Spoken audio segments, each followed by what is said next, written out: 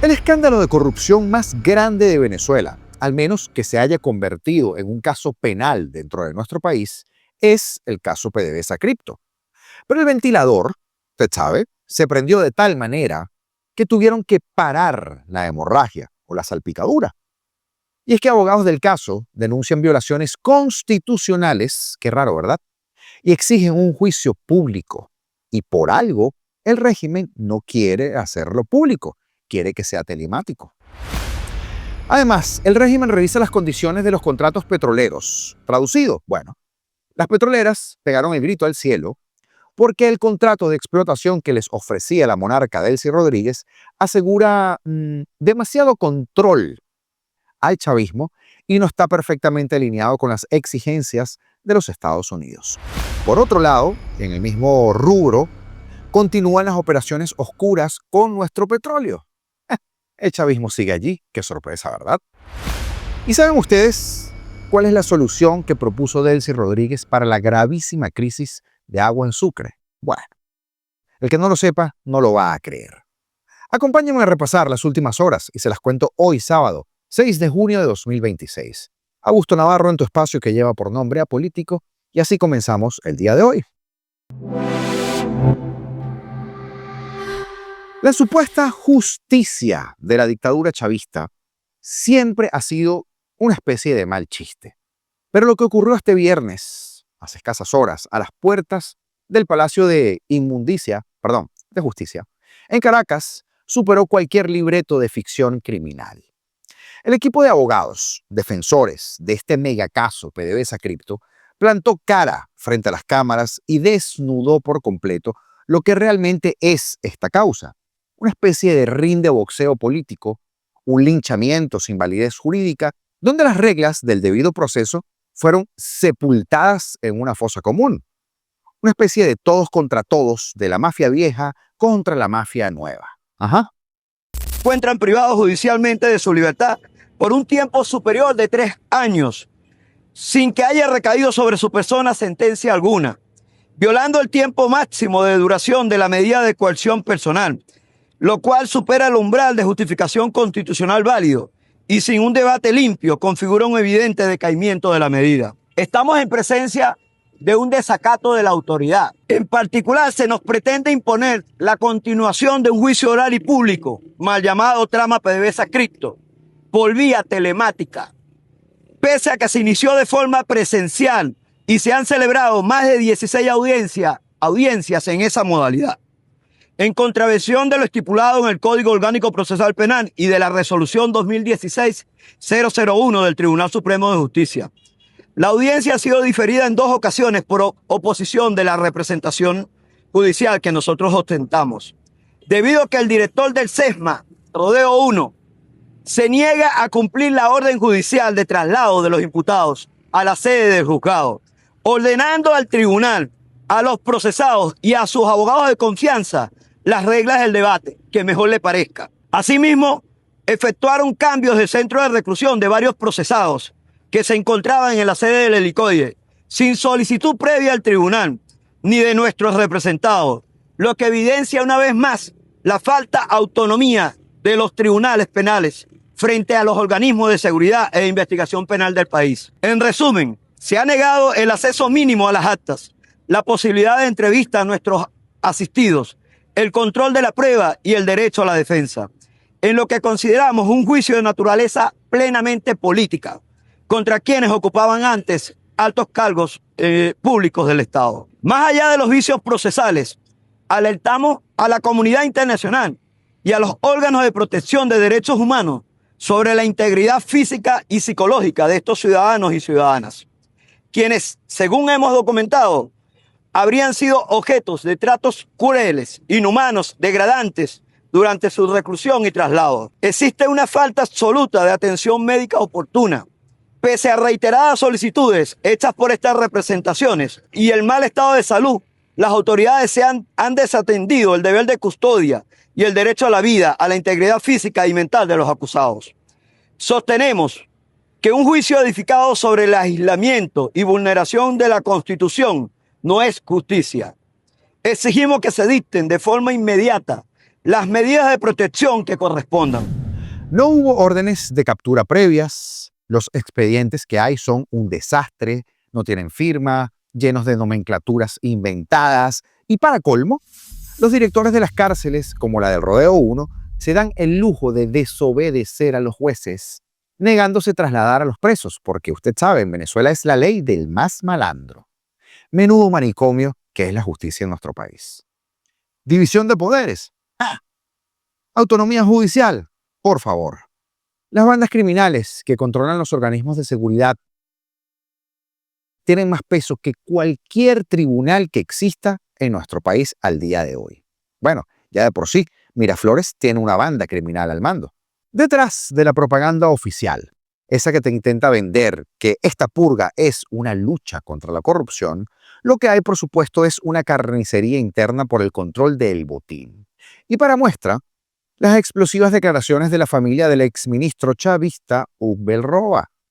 Su madre y su hermana revelaron que Roa no cayó por corrupto, sino que cayó, según ellas, por cometer el error fatal de denunciar a Douglas Saab, el hermano de Tarek William Saab, el fiscalito del Photoshop, quien llevaba más de 20 años monopolizando contratos y robando dentro de PDVSA. Porque aquí, para ser chavista, tienes que dejar robar. La respuesta del fiscal del régimen fue una crueldad, por supuesto, de proporciones bíblicas cuando ocupaba su cargo, porque ordenó meterlo preso, mandó al SEBIN a grabarlo mientras lo recibían a palo como a un animal, y hoy el hombre es un fantasma en el Rodeo 1 que pasó de pesar 105 kilos a escasos 62 kilos. Una bellísima muestra de la fraternidad del socialismo, ¿no les parece? Pero el ventilador no se detiene ahí. Los familiares de los exdirectivos de Bancamillo, los hermanos de Gracia, terminaron de reventar el gran secreto o uno de los grandes secretos, que él se intenta ocultar con audiencias virtuales, por Zoom o lo que sea que usan los bolivarianos. Porque revelaron que los empresarios pasaron 5 meses incomunicados bajo brutales interrogatorios violentos que no buscaban la verdad. Usted sabe qué buscaban. Y si no se ha enterado, una sola cosa: la ubicación de los activos corporativos para robárselos. Porque durante la intervención estatal vaciaron literalmente las bóvedas del banco y la defensa ya sabe exactamente, por cierto, a manos de qué jerarcas fue a parar ese dinero y quién se quedó con el control total del banco convenientemente. El zar de Fospuca, José Simón El Arba. Todo un negocio redondo ejecutado bajo el manto de la ley chavista. ¿Entienden ahora por qué la jueza tiene tanto pánico de hacer el juicio presencial y prefiere esconder a todo el mundo detrás de una camarita web? Porque es que ver como en su momento Tarek William Saab utilizó al SEBIN como su cártel personal, qué raro los del SEBIN, ¿no?, para tapar los guisos de su hermanito y para torturar a los propios compañeros de partido, nos demuestra una verdad ineludible. Es imposible construir cualquier cosa, no digo transición, cualquier cosa, sobre los cimientos podridos de este sistema penal. La petición de los abogados de incorporar observadores de la ONU y de la CIDH no debería caer, por cierto, en un saco roto. Debemos presionar de alguna manera a Washington para que estas audiencias de este caso sean totalmente públicas, porque a todos nos interesa saber lo que de allí salga.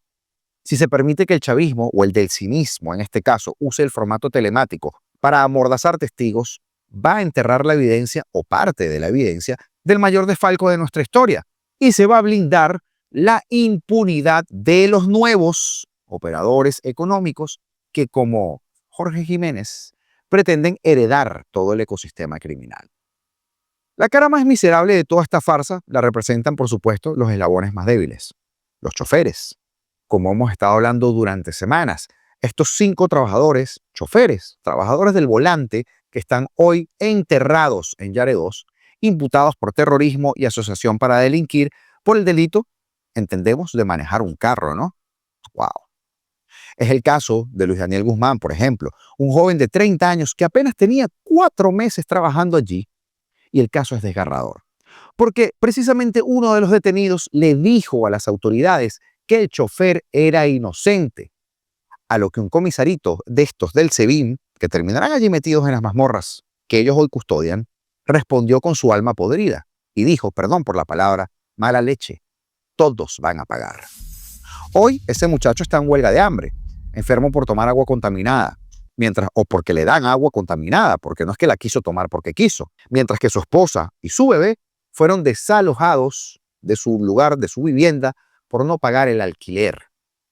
Y es que cuando una mafia estatal llega al punto de tener que torturar a choferes, amordazar a abogados, vaciar bancos en público, violar las propias leyes por el terror, a los propios de ellos, por cierto, por el terror que le tienen a una filtración, significa que el sistema, como tal, está en una fase absoluta de autodestrucción. Bueno, dejemos que se destruyan entre ellos mismos. Ahora, Venezuela está revisando las condiciones de sus contratos petroleros para poder atraer a los inversionistas.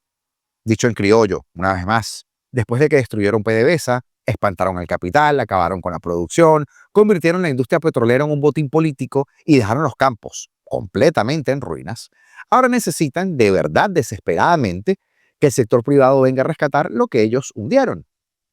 Bloomberg Línea, esta división del medio Bloomberg, reporta que el nuevo borrador de contrato tiene unas 90 páginas y que elimina una de las cláusulas más tóxicas del documento inicial, una que le permitía al del cinismo rescindir contratos por razones de interés público. Qué papaya, ¿no? Esa salida. No, lo siento, mira, ya. Razón de interés público, rescindimos contrato. Y esto además con una compensación muy limitada para las empresas. Esa cláusula, según las fuentes consultadas por Bloomberg, era un obstáculo gigantesco, obvio, porque dejaba a los inversionistas prácticamente vendidos ante el poder político. Lo de siempre con el chavismo, ¿no? Qué bendito problema con esta gente. Ay, cómo le falta una segunda ola. Y aquí no hace falta ser, por supuesto, experto petrolero para entender el problema. ¿Quién va a invertir millones de dólares en Venezuela si mañana llega el malandro de turno y dice que por interés público te quita el contrato, te cambia las reglas y encima te paga lo que a él le da la gana? Es lo que vienen haciendo de hace 27 años. El verdadero costo del chavismo. Porque estos tipos no solo destruyeron la infraestructura a punta de eso, también destruyeron su confianza. Y PDVSA, que alguna vez, hace mucho tiempo, fue una de las empresas petroleras más importantes del mundo, terminó convertida en un cascarón golpeado por la corrupción, por las sanciones, por la mala gestión, mucho de eso, por el abandono y por el saqueo. La propia nota de Bloomberg habla de campos petroleros en ruinas y de la necesidad de elevar la producción después de años de deterioro. Todos lo sabemos. Pasamos de 3 millones en algún momento a apenas 1 ahorita, porque hasta hace nada era mucho menos que 1. Entonces, ahora te aparece el régimen, o lo que queda del aparato que secuestró el país, ofreciendo unas condiciones más competitivas para poder atraer empresas privadas. ¡Qué maravilla! ¿Cuántos años tardaron en entender esto? 27 y contando todavía, porque no habían aprendido temprano en este año, 47 bombazos después. Diminutas cabecitas a las que no le entraba que el capital externo, extranjero, privado, no entra donde no hay reglas claras, donde no hay seguridad jurídica y donde el Estado se comporta como socio, como juez, como cobrador y como verdugo, todo al mismo tiempo.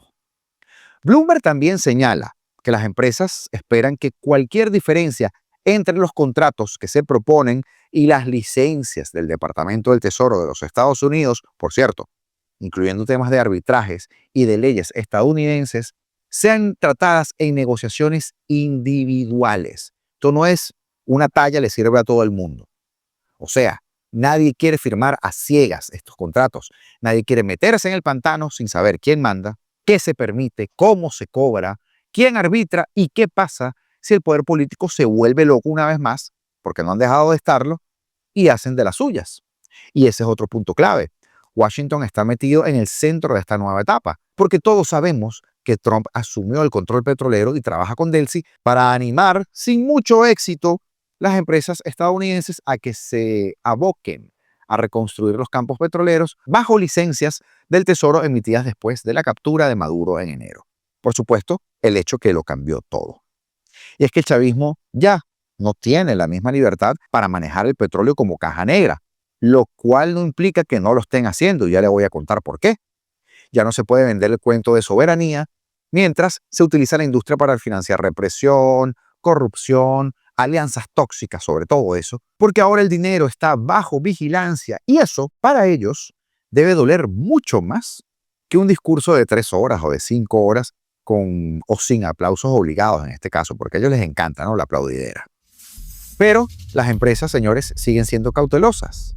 Bloomberg dice claramente que aunque los nuevos términos son un poco más competitivos, todavía están por debajo de lo que esperan las compañías, tanto en lo comercial como en lo relacionado con las sanciones. Incluso, para empresas dispuestas a asumir riesgos importantes, como Chevron, que nunca se fue, el entorno político venezolano sigue siendo demasiado incierto para justificar una gran inversión.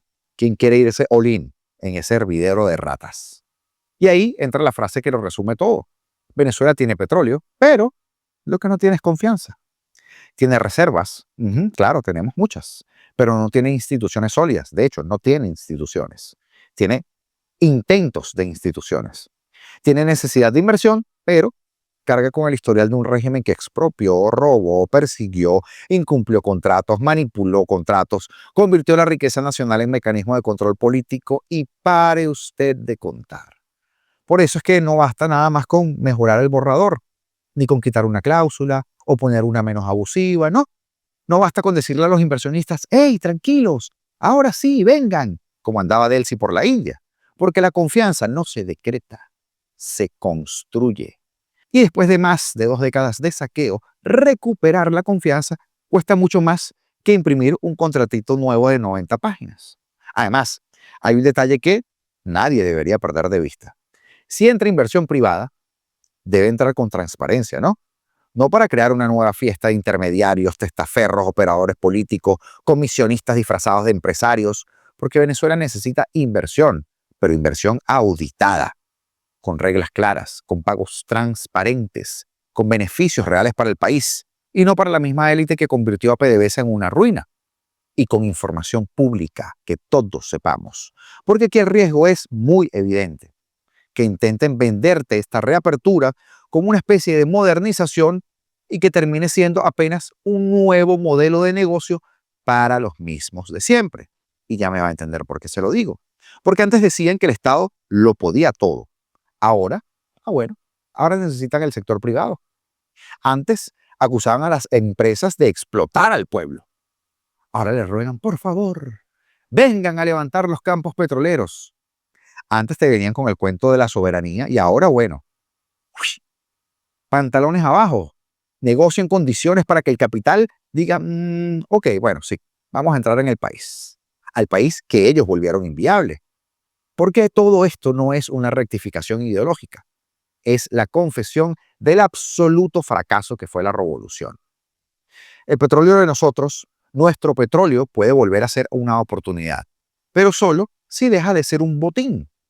Y no ha dejado de ser un botín. Yo sé que usted me cree, pero es que ya le voy a contar algo.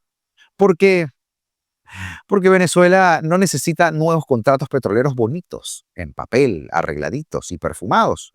Necesitamos cambiar la firma de quién hace los contratos, quién cobra, quién supervisa y quién responde a dónde se va cada dólar. Porque el chavismo quebró PDVSA, algo bastante difícil, y ahora busca inversionistas para reparar ese desastre. Señores, bienvenidos al sentido común, aunque lleguen con 27 años de atraso. Pero ojo, no olvidemos que el problema de Venezuela nunca fue la falta de petróleo, fue el exceso de ladrones alrededor del petróleo. Porque fíjense en lo que les voy a contar más adelante. Pero antes, miren esto. Anuncian con bombos y con platillos la reactivación de la máquina número 3 de Termo Carabobo, que según el chavismo, o según las marionetas estas, aportará 150 megawatts al sistema eléctrico. Pero ya les voy a contar qué pasó después. Hoy viernes 5 de junio, a las 9:30 de la noche, nos hemos venido para acá porque después de un mes de arduo trabajo de todos estos trabajadores, con su ingenio, con su talento, con su compromiso, hoy la máquina número 3 empezó a dar nuevamente 150 megavatios para poder estabilizar el sistema, para poder entregárselos al sistema interconectado nacional y mejorar todo lo que tiene que ver con el tema de la administración de carga, porque le va a dar mejores frecuencias, los va a estabilizar. Estos megavatios eran muy importantes. Saludo, presidenta, muchas gracias desde el estado de Aragua. Esta es la verdadera venezolanidad. Gente que trabaja, gente que saca la cara en medio de las dificultades. Hoy con nuestro vicepresidente de Obras, Servicios Públicos e Infraestructura, estamos en Carabobo. Un buen recibimiento, gracias querido hermano, padre, amigo Rafael Lacaba. Y hoy, bueno, estamos dando una gran noticia que va a mejorar, sin duda alguna, sustancialmente los servicios públicos en materia eléctrica. Así que el estado de Aragua se llena de gozo y viéndole el rostro a los hombres y mujeres de los diferentes pueblos, trabajadores de la comunidad, le decimos gracias por el esfuerzo que hacen para el pueblo de Aragua. Gracias, presidenta, gracias, muchachos. Gracias por todo. Ajá, todo muy fancy, ¿no? Pero no llegaron los 3 doritos y sí. ¡Tupum! Otro apagón. Ay, es que hasta en el showcito de la campaña electoral esta que cargan, nada se les da. Bueno. Antes de continuar con el programa, quiero darle gracias a todos nuestros miembros por ser parte de la comunidad. Por cierto, menudo directo que tuvimos el día de ayer. Estuvo muy divertido. También a quienes hacen sus contribuciones vía los super chats, vía los super thanks. De verdad, gracias a todos. A ti que miras el video en este momento, porque sin ustedes nada tiene sentido. Recuerden que lo único que de verdad pedimos es que dejen su like y que se suscriban si no lo han hecho, porque de esa manera nos ayudan muchísimo a seguir creciendo y a seguir haciendo que nuestra voz llegue a más rincones. Y que estemos aquí todos los días, como hoy sábado, como mañana domingo, etc. Continuamos. Les decía, Transparencia Venezuela acaba de publicar su monitoreo marítimo de mayo de 2026. Acaba de terminar, ¿no? Y los números no dejan lugar a dudas. Mientras el país sigue hundido en la miseria, el flujo de buques petroleros en aguas venezolanas aumentó un 4% para alcanzar 166 navíos durante ese mes. 40 de ellos llegaron por primera vez a Venezuela desde julio de 2025. Al mismo tiempo, las exportaciones de crudo y de derivados subieron a 1.25 millones de barriles diarios, con destinos principales como Estados Unidos, 560.000 barriles diarios, India 427.000 y Europa 169.000, canalizados todos en buena medida por Chevron, por Transfigura y por Vitol, según Reuters. Hasta aquí cualquiera diría, bueno, es una buena noticia. Pero el informe desmonta esa ilusión en un segundo. El 33% de esa flota, o sea, 54 buques, operaron como buques sancionados, furtivos o no emitían señales AIS. Y eso no es un detalle, porque ese es el corazón del negocio negro. Porque en el mismo mes se registraron 168 apagados de señales AIS y 6 operaciones de trasiego ship-to-ship en aguas nacionales, la cifra más alta de todo el 2026. 6 trasiegos barco a barco en un solo mes no son un incidente logístico. Son la prueba de que el régimen y sus socios siguen con las mismas mañitas de siempre, tratando a toda costa de operar con opacidad, lo que ha convertido el petróleo venezolano en un recurso de contrabando institucional. Pero, ¿y cómo sucede esto? ¿Quién se está haciendo el loco? ¿Cómo es la cosa? El propio trabajo de Transparencia Venezuela lo pregunta con crudeza y sin rodeos. ¿Por qué las embarcaciones en nuestras costas apagan las señales? ¿Por qué salen y entran a destinos próximos? ¿Por qué hacen trasiegos en Venezuela a las 2 embarcaciones que entraron en modo oscuro? ¿Quiénes mantienen esas embarcaciones? ¿Quiénes se benefician de ese comercio secreto? Preguntas que, por supuesto, para nosotros no tendrán respuesta oficial, porque la respuesta real es obvia. Es el mismo sistema que saqueó PDVSA y sigue saqueando PDVSA durante más de 2 décadas. Según las señales que sí emitieron algunos buques, se identificaron al menos 17 países de destino. Pero a nosotros nos echaron otro cuento. Porque Estados Unidos sí lidera esta lista con 11 buques, pero luego viene Países Bajos con 5, Brasil con 3, Nigeria, Aruba y Colombia con 2 cada uno. Es decir, mientras el discurso oficial grita sanciones, bloqueo, la realidad es que el crudo venezolano sigue llegando a los principales mercados mundiales, solo que lo hace como siempre en el chavismo, ¿no? Por la puerta de atrás, con luces apagadas y con intermediarios que cobran su tajada por mirar hacia otro lado. Y este no es un problema técnico, es un problema político y un problema moral. Porque el aumento del tráfico marítimo y de las exportaciones no se traduce, para el venezolano, en salarios dignos, ni en hospitales funcionales, ni en luz eléctrica, ni siquiera en eso. Se traduce en más millones que se desaparecen, que luego aparecerán en cuentas por allá en Suiza, en más poder para una élite que vive del petróleo, como vivió siempre, sin rendir cuentas a nadie, y en mucha corrupción. Transparencia Venezuela ha hecho su trabajo, documentó, cuantificó y denunció. Y ahora la pelota está en la cancha de nosotros, de la sociedad venezolana y de la comunidad internacional que sigue comprando ese crudo ilegal, pero limpio en papeles, sucio en la práctica, pero usted sabe, el tutelaje. Ay, ay, ay. ¿Quiénes no nos están echando el cuento completo, verdad? Porque si seguimos tolerando que el 33% de los buques que entran y salen de Venezuela operen de manera clandestina, no hay recuperación petrolera.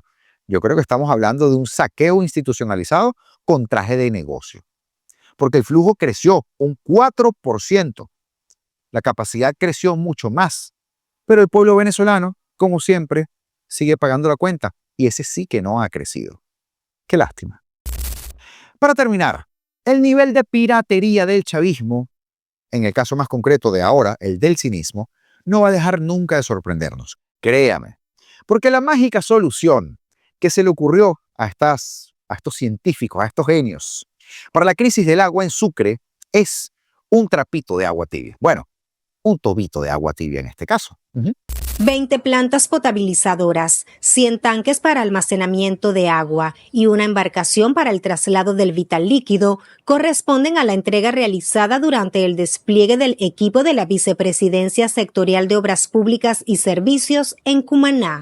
Se le está dando respuesta al Poder Popular con estas plantas potabilizadoras y en varios municipios como son los municipios Sucre, el municipio Bolívar y el municipio Cruz Almerón. Estamos seguros que con esta herramienta nosotros vamos a solventar parte de esta problemática. Y aparte de eso también la presidenta asignó una embarcación adicional a la que estaba prestando el servicio desde Cumaná hasta la población de Araya, sobre todo en las poblaciones costeras del sur, para poder reforzar con 80.000 litros. Destacaron el despliegue permanente de 250 trabajadores en la reparación estructural del túnel trasvase del Turimiquire, así como la organización popular, garantes del plan de distribución de agua en las comunidades. Informarle a la población del estado Sucre y también aparte de la población del estado Nueva Esparta, de que estamos trabajando de manera constante las 24 horas del día y seguiremos desplegados hasta terminar. Estamos realizando una solución que es estructural. Y han asumido también de manera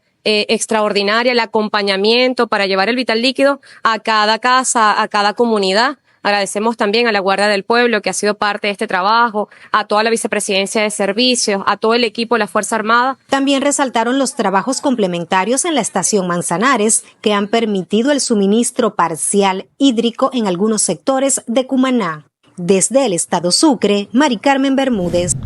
Yo me pregunto, ¿será que con esa payasada se robaron los 4 millones que mandó la ONU para ayudar con el problemón de Cumaná? Piense mal y acertará.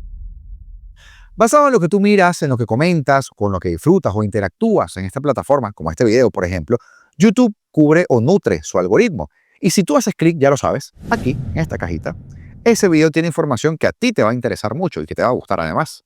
Así que te invito a que lo veas, si te aparece. Y ya será hasta mañana, bien tempranito, cuando estaremos con un nuevo video de Apolítico. Señores, libertad con nada, porque seremos libres.